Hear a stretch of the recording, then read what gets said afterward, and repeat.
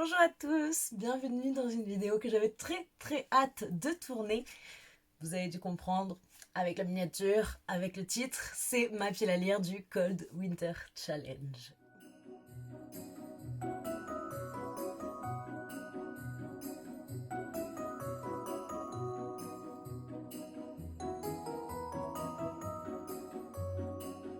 Avant de commencer, on va prendre 30 secondes vraiment pour vous montrer ma tentative de ressembler à une petite fée de l'hiver. Déjà, n'est-ce pas le plus beau pull du monde? Vraiment, genre Jack, Noël, l'hiver, des flocons. I love it. Donc j'ai fait un petit make-up. Je ne sais même pas si ça va bien rendre à la caméra. Mais du coup, j'ai des petites taches de blancheur, des taches de rousseur blanche. J'ai mis un rouge à lèvres tellement galère à appliquer. Vous n'avez même pas idée. Donc il est mal appliqué. Voilà, mais au moins il est là. Des petites boucles. Et j'ai fait des petits space buns avec des petits rubans dorés. Voilà. Tentative, fait de l'hiver. On sait pas, mais retenez le pull au moins.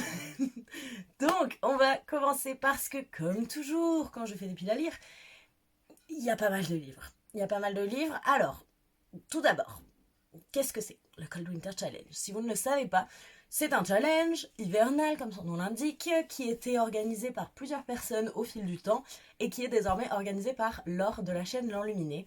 Je ne vais pas m'étaler, je ne vais pas tout expliquer. Je vous mets en barre de description la vidéo où Laure présente le challenge de cette année. C'est des menus avec des sous-catégories, avec des mots-clés. On met les livres qu'on veut, on les fait rentrer plus ou moins par la force. Et voilà, et on a une pile à lire pour l'hiver. Donc là, c'est du 1er décembre au 28 février. C'est plutôt pas mal. Je suis plutôt assez contente du résultat de mon Pumpkin Autumn Challenge. Donc du coup, je suis très motivée pour le Cold Winter. En plus, ça y est, l'hiver se fait sentir. Je commence bientôt le travail, il y a de la neige dehors. Enfin, je suis vraiment dans le mood. J'ai déjà commencé les romances de Noël. Mais vous allez voir, il y en a quand même quelques-unes dans cette liste. Du coup, autre petit disclaimer. Il y a beaucoup de livres que je n'ai pas encore en physique. Parce que, du coup, je ne sais pas si vous êtes au courant, mais j'ai organisé avec Caro, je vous mets mon petit arrobase Caro Mélu, un calendrier de l'Avent où on s'est échangé des wishlists. Donc évidemment, je n'ai pas acheté les livres qui sont sur cette wishlist et j'attends de voir ceux que je vais avoir. Et j'achèterai ceux qui me manquent que j'ai mis dans ce challenge. Et j'ai aussi d'autres cadeaux qui vont arriver. Donc évidemment, y en a pas mal que je n'ai pas. Je vous inclurai des petites images, évidemment. Et vous allez voir, il y a aussi une catégorie où j'ai mis des audios. Bref, stop le blabla. On va commencer parce qu'il y a minimum 2 livres par sous-catégorie. Minimum. Donc, je ne vais pas m'apesantir sur chaque livre avec un résumé. Je vais vous dire en quoi les mots-clés correspondent. Et je vous en reparlerai au cours de vlog, très certainement. Cette année, comme toujours je crois, le premier menu s'intitule Magie de Noël. Je me suis un petit peu lâchée parce que dans la première sous-catégorie qui s'intitule Coupe de champagne, les mots-clés sont romance de Noël, amour, amitié et adulte. Je regarde en bas parce qu'évidemment j'ai des petites fiches. J'ai mis 3, 4, peut-être ça va devenir 5, 6, 7, on ne sait pas, livres. J'en ai 2 en physique. Le premier, c'est... il est collé. Le premier, c'est Tabarnak, je passe Noël au Canada de Natacha Pilorge. Voilà, Noël, Canada, ça avait l'air très cute. Ça va être l'histoire du coup d'une jeune fille qui doit partir à la plage en gros et qui se retrouve au Canada avec des maillots de bain. Romance de Noël, je la trouvais très cute, voilà. Romance de Noël. J'ai également mis une autre romance de Noël que j'ai achetée d'occasion quand j'étais à Toulouse. C'est Comment bien rater son mariage à Noël de Lucie Castel. Je vais mettre du masking tape parce que les bandeaux qui ne s'enlèvent pas, on n'aime pas ça. Voilà, on n'aime pas. Pourquoi les maisons d'édition continuent à faire ça? On ne sait pas. J'ai pas lu le résumé, mais je pense que le titre se suffit à lui-même. Et j'ai pas mis autre chose en physique parce que je vais me laisser le temps de voir et j'en avais quelques autres, mais je pense qu'elles seront lues avant le 1er décembre, donc je les ai pas mises.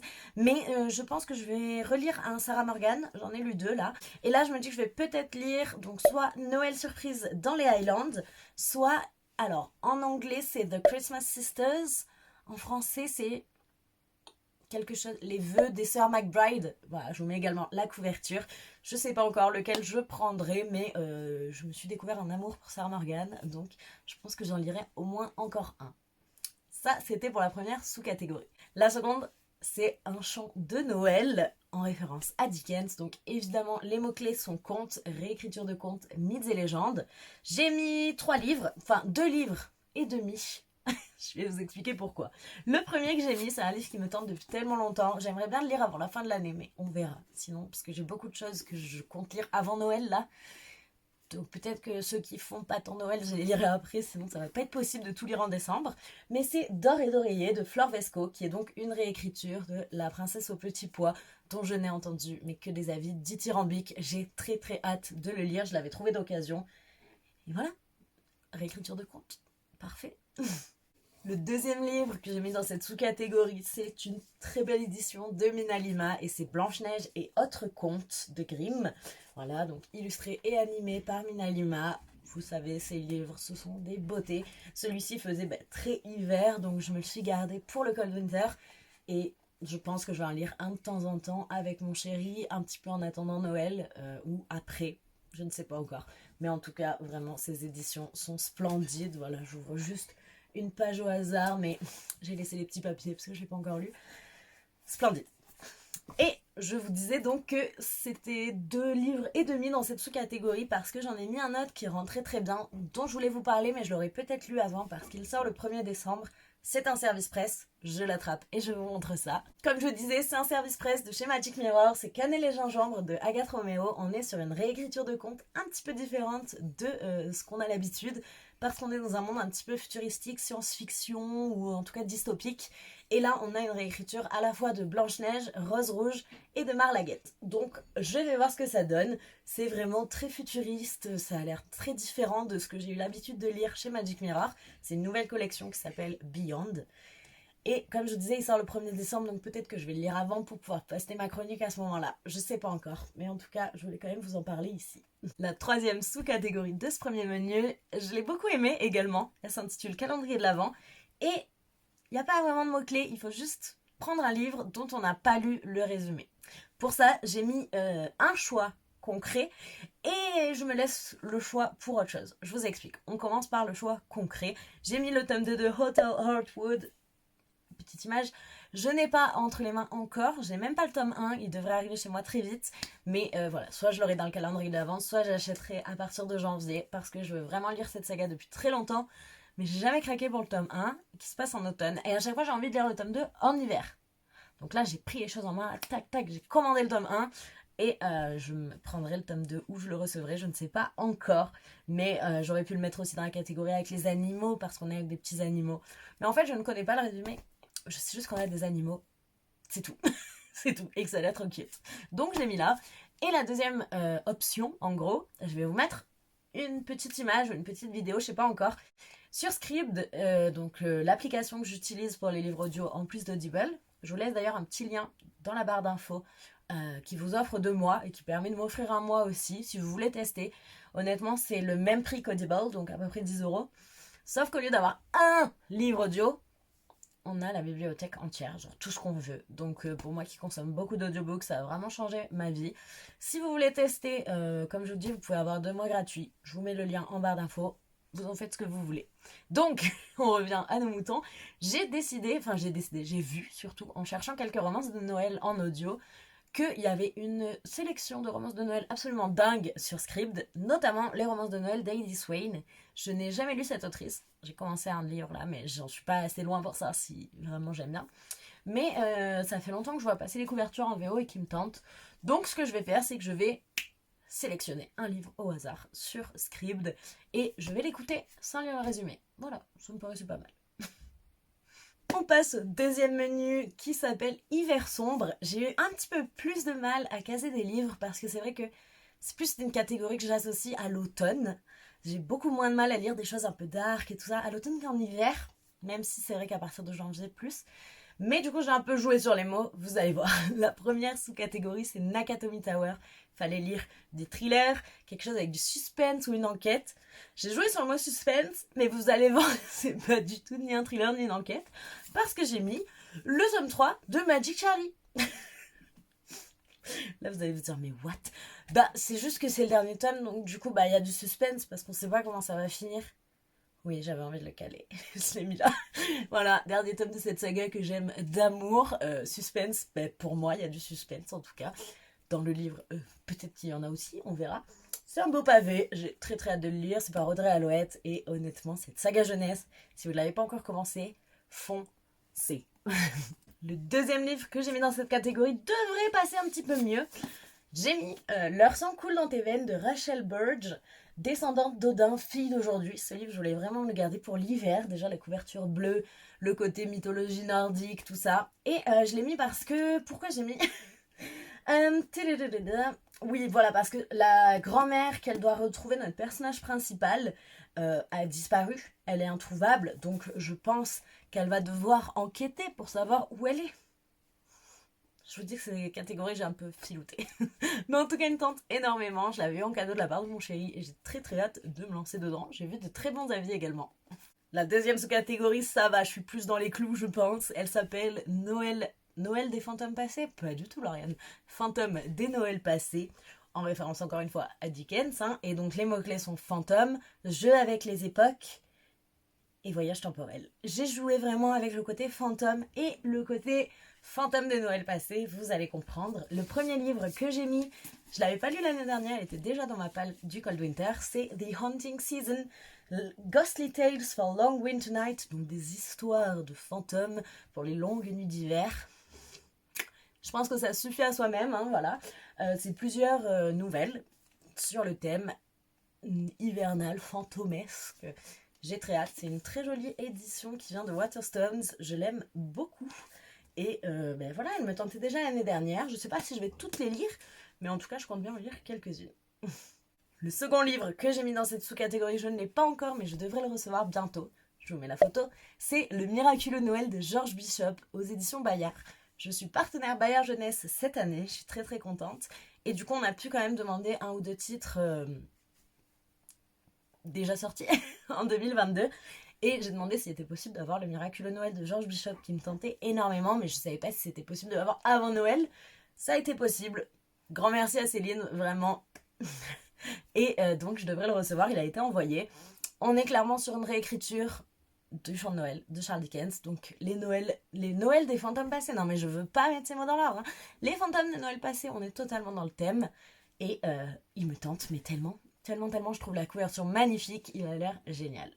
La troisième et dernière sous-catégorie de ce menu, c'est Nuit du solstice. Et là, il fallait avoir quelque chose qui soit un peu angoissant. L'angoisse, l'horreur, les créatures de la nuit. J'ai un peu filouté, mais ça va pas trop. J'ai mis un livre qu'il faut que je lise. Il me tente trop, mais j'ai toujours pas lu. C'est le tome 2 de Deadly Education de Naomi Novik, donc The Last Graduate. Pareil, édition Waterstone, vraiment très jolie.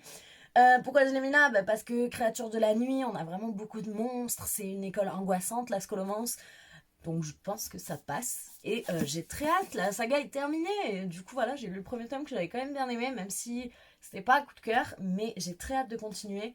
Et voilà, et il faut que je m'y mette, et je pense que ça allait quand même pas mal dans Nuit du solstice, donc c'est là qu'il a fini. Et le deuxième livre que j'ai mis dans cette sous-catégorie, c'est un livre que j'ai commencé hier. Donc j'ai vraiment pas beaucoup lu, hein, j'en suis là. Mais c'est Harrow the Ninth, le tome 2 de Gideon the Ninth, de la saga de Locked Tomb. Locked Tomb, j'ai du mal à dire ça. Édition Immaculate, fabuleusement magnifique. On est d'accord ? Attendez, je vous remontre. Beauté, Dust Jacket réversible. Beauté, et je pense que juste en voyant, voilà, juste en voyant ça, en voyant la couverture, en voyant tous ces os partout, les crânes, je pense qu'on peut dire que ça va bien dans Angoisse, horreur et créatures de la nuit. On est avec des nécromanciens, donc on a beaucoup de choses, genre des cadavres réanimés, des squelettes qui marchent. Je pense que ça passe, non ? Et du coup, je l'ai commencé, mais je pense que je vais peut-être en lire un petit peu encore jusqu'au premier, mais je vais vraiment me concentrer dessus à fond cet hiver. Je pense pas que je le lise direct maintenant, j'ai envie d'avancer plus tout ce qui est léger Noël. Et là, on n'est pas trop sur le léger, on n'est pas du tout sur Noël. L'avant-dernier, donc le troisième menu, s'intitule Marcher dans la neige. Première sous-catégorie, Vive le vent. Avec tout ce qui tourne autour de l'hiver, du froid, le voyage, le pays froid, j'ai choisi pour ça quelque chose qui pour moi se rapproche au pays froid et au voyage parce que du coup c'est Lettres du Père Noël de Tolkien. J'adore cet ouvrage, je l'ai déjà lu plusieurs fois, mais cette année est sortie cette édition, je pense que c'est cette année, cette édition magnifique en hardback, en grand format. Voilà, j'aime tellement ce livre. C'est donc des lettres que Tolkien écrivait à ses enfants, comme s'il était le Père Noël, avec toute une histoire derrière. Vraiment, c'est fabuleux. Si vous ne connaissez pas cet ouvrage, c'est tellement doux. Et donc, bah, clairement, on voyage, hein, parce qu'on va au pays du Père Noël. Je vous montre quelques pages, mais déjà, rien que cette première, enfin, cette page de garde, tellement beau. Et donc du coup on retrouve à chaque fois voilà les lettres traduites et les petits dessins et les lettres originelles. C'est un ouvrage splendide. Je suis tellement contente qu'ils aient sorti cette édition un petit peu collector. Tellement belle. J'ai mis un deuxième ouvrage que je n'ai pas encore. Soit je l'aurai dans le calendrier de l'avant, soit je l'achèterai. C'est Les Sœurs Hiver. J'ai plus l'auteur en tête. Désolée, je ne l'ai pas écrit. Mais c'est un ouvrage qui me tente depuis l'année dernière. On a à la fois du texte, à la fois des illustrations. Il a l'air splendide. Et Les Sœurs Hiver, je pense que tout est dans le titre. La deuxième sous-catégorie s'appelle Pommes de pin. Et là, ça va être tout ce qui est animaux, nature writing, écologie. Pour ça, 2 livres, un que j'ai, un que je n'ai pas, vous commencez à vous habituer. On va commencer par celui que j'ai. Et c'est le tome 3 du Christmasaurus. Animaux, un dinosaure de Noël. Je vais dire, est-ce qu'on peut faire mieux? Je crois pas. Donc le Christmasaurus, le Noëlosaure en français de Tom Fletcher, c'est une histoire jeunesse. Donc là, c'est le 3e tome. Et si vous n'avez pas encore craqué, encore une fois, mais foncez, c'est tellement mignon, drôle, original, noélique, hivernal. Et puis un dinosaure de Noël, quoi. Je veux dire, est-ce qu'il vous faut autre chose pour vous convaincre? Et là, c'est donc The Christmasaurus and the Naughty List. J'ai trop hâte. J'ai lu le tome 2 l'année dernière, le tome 1 l'année d'avant. Voilà, le tome 3 cette année. Il y a pas mal d'illustrations aussi. Hop, vous voyez, à chaque fois, c'est comme ça. Il y a des petites illustrations tout au long de l'ouvrage. Et l'ouvrage en lui-même est magnifique également. Donc, hop, comme ça. Et voilà. N'est-il pas parfaitement hivernal à souhait? Donc le deuxième livre, je vous avais dit, je ne l'ai pas, je vous mets une petite image. C'est une petite romance de Noël qui a l'air très mignonne. Ça s'appelle A Cat Café Christmas. C'est ça, c'est dans cet ordre, hein. Ouais, je crois que c'est dans cet ordre. Je l'ai vu passer notamment chez Darling Daisy, qui a vraiment adoré, ça a l'air trop cute. Tout est dans le titre, hein, donc c'est un Noël dans un café à chat, je sais pas si ça s'appelle comme ça, un bar à chat, je crois qu'on dit en français. Ça a l'air trop mignon. Animaux, chats, Noël. Voilà. Alors, la dernière sous-catégorie, honnêtement, j'ai galéré. J'ai vraiment galéré. Parce que du coup, c'est patin à glace. Et les mots-clés, c'est sportif. Donc sport, pardon, personnage athlétique ou, heureusement qu'il y avait ça, aventure dangereuse. J'ai un petit peu joué sur les mots, pas trop pour le premier, mais pour le deuxième, vous allez voir. Le premier, je l'ai, c'est Frostheart, le tome 1, Le Chant des monstres de Jamie Littler, qui a l'air fabuleux, qui me tente depuis des années. Je l'ai trouvé d'occasion quand j'étais à Toulouse, j'ai évidemment craqué. Là, pareil, on est avec des petites illustrations tout au long de l'histoire. Ça a l'air merveilleux, ça a l'air hivernal à souhait. Pourquoi j'ai mis là? Déjà, on est dans un monde recouvert par la glace. Recouvert par la glace, patin à glace. Mais aussi, on nous parle dans le résumé d'aventurier intrépide. Donc, aventure dangereuse, je pense. Voilà. J'ai très hâte de lire cette saga. J'en ai entendu que du bien, notamment sur les chaînes anglophones. Je l'ai pas tant vu passer en français, j'ai l'impression. Mais sur les chaînes anglophones, je l'ai souvent vu passer. Et il me tente énormément. Et le deuxième livre... Le deuxième livre, il ne va pas du tout là. Mais il fallait que je mette quelque part. J'avais qu'un livre dans cette sous-catégorie. Je me suis dit, c'est parti. Et vous allez voir, on peut vraiment faire ce qu'on veut en fait. Quand c'est des challenges littéresques, yeah. Des challenges littéraires ou livresques, même si ce mot n'existe pas vraiment. Parce que du coup, j'ai mis un ouvrage de Terry Pratchett qui s'appelle Father Christmas's Fake Beard. Donc la fausse barbe du Père Noël en français. Je l'ai mis là parce que le Père Noël n'est pas du tout un personnage athlétique. Voilà, c'est tout. C'est tout. C'est comme ça. Donc vous voyez, on peut vraiment jouer sur les mots. Donc si vous hésitez à mettre un livre dans une catégorie, honnêtement, il passe. Ça passe toujours. Donc je vais lire ça. Je sais que c'est des short stories, des nouvelles sur le thème de Noël à la Terry Pratchett. Il m'en faut pas plus pour me convaincre. On arrive enfin au dernier menu qui s'intitule Yule, avec cette fois-ci 4 sous-catégories. C'est, je pense, le menu où j'ai le plus de livres physiques. Voilà, mais il y en a pas mal, c'est des petits graphiques, ça va être lu très vite, mais vous allez voir tout ça. La première sous-catégorie s'intitule Au coin du feu, ça va être soit du feel good, soit un livre qu'on aimait quand on était enfant. J'ai beaucoup joué sur le côté livre qu'on aimait quand on était enfant, parce que du coup j'ai mis 3 ouvrages graphiques. Les deux premiers je les ai. Le premier c'est Martine à la montagne. Je recommence ma collection de Martine et de Passiflore anciens, donc voilà, j'ai trouvé celui-là, évidemment j'allais le prendre. Donc c'est Martine, hein, je vais pas vous faire un dessin. J'adore les illustrations de Martine, c'est tellement, tellement choupi. Et là, comment vous dire que ça va parfaitement bien avec l'hiver. Tout pareil ou presque pour le deuxième, parce que du coup c'est les Passiflore et c'est Vive la glisse, donc la famille Passiflore. Encore une fois, je suis tellement amoureuse des illustrations des Passiflore, encore plus que de Martine, parce que c'est des illustrations qui fourmillent de détails. On ne peut pas juste regarder l'image rapidement, c'est pas possible. C'est tellement détaillé, tellement beau. Et puis là, voilà, encore une fois, on est au niveau du ski. Je pense qu'il y a un thème, clairement. Le troisième livre, je ne l'ai pas. Je l'aurai soit dans le calendrier de l'Avent, soit je me le procurerai. J'arriverai à me le procurer avant Noël parce que j'arriverai à voir s'il est dans le calendrier de l'Avent parce qu'il est gros. Je vous mets une image. C'est Les Contes de Noël de Pierre Lapin. Béatrix Potter, voilà, Pierre Lapin. Conte de Noël, j'aurais pu le mettre dans la partie conte, mais je me suis dit que c'était plus pour moi quelque chose de très nostalgique.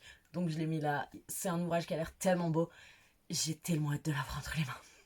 La deuxième sous-catégorie s'intitule Danse de la Fée dragée. J'adore l'intitulé de cette catégorie, vraiment chaque année j'adore. Là ça va être rêve, univers onirique, fantaisie fantastique, 2 livres encore une fois, un que j'ai, un que je n'ai pas.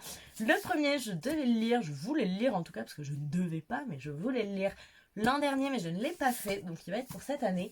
C'est The Winter Garden de Alexandra Bell, édition Waterstones, sublime une fois de plus. J'avais celui-ci et Midnight in Everwood l'année dernière dans ma palle. J'avais lu Midnight in Everwood, mais pas celui-là. Donc là, je pense qu'on est clairement sur un univers onirique, parce qu'on va être avec un jardin magique qui apparaît, qui disparaît, une compétition pour avoir un vœu qui se réalise. Ça a l'air très onirique. J'ai très très hâte de me plonger dedans. Cette couverture est splendide. Je vous en donnerai des nouvelles. Et le second, je ne l'ai pas encore entre les mains, mais j'ai participé à la campagne Ulule des éditions Achilleos pour The Art of Fifal. Fifal, si vous ne connaissez pas, c'est une artiste qui a un univers mais tellement, tellement unique et pour moi tellement onirique, fantastique. Voilà, donc je l'ai mis là. C'est un artbook avec des petits insights dans la création en fait. Il a l'air splendide. La campagne Ulule était dingue parce que au final, le palier atteint a permis de débloquer mais tellement de goodies. Ça va être un super cadeau, même si on l'a qu'après Noël. Voilà. Honnêtement, j'ai trop hâte de vous présenter cet ouvrage qui a l'air d'être une pépite. La troisième sous-catégorie, avant-dernière, s'appelle Iceberg. Et là, on va être sur la famille, enfin les secrets de famille et les mystères. J'ai vraiment joué, moi, avec juste le mot famille, pas forcément secret de famille. En tout cas, je ne sais pas, je pense pas. Il y aura peut-être un peu des secrets et des mystères.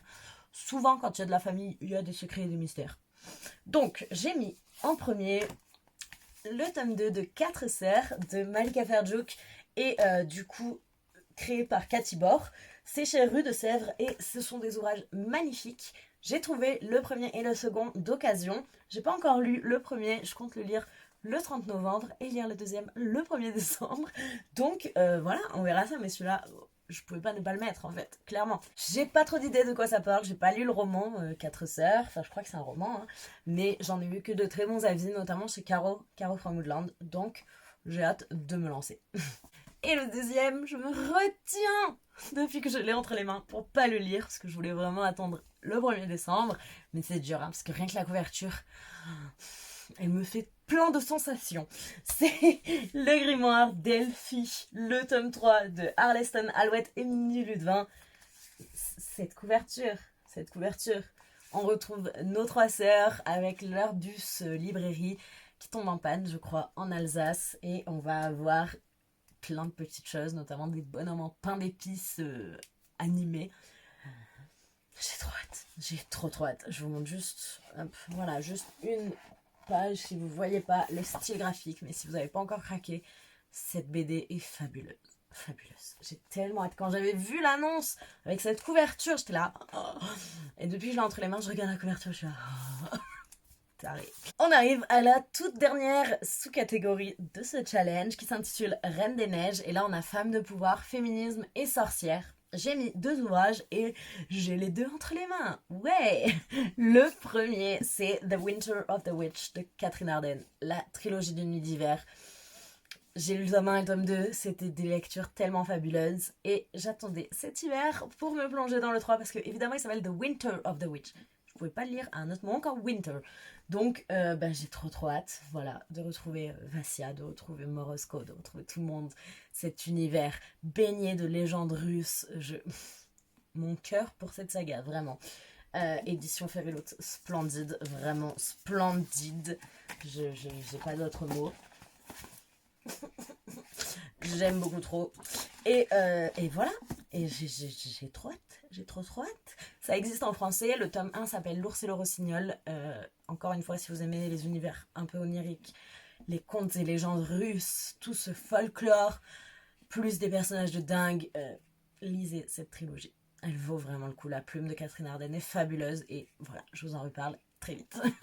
Et le dernier livre, donc toujours dans la catégorie Reine des Neiges, c'est le tome 2 d'Amari. Je pense qu'au niveau femme de pouvoir, féminisme, on est pas mal. Inclusivité également, c'est par Bibi Alston. C'est une pépite. Je vais vous dire ça pour tout, mais lisez si vous n'avez pas encore lu. C'est un ouvrage jeunesse tellement inclusif, tellement chouette. Voilà, que dire de plus si ce n'est lisez ça. Ça y est, cette vidéo touche à sa fin. Je pense qu'elle est un petit peu longue, mais je peux pas m'empêcher de mettre beaucoup trop de livres. En fait, j'ai envie de lire trop de choses. Genre, en général, je lis pas mal quand même.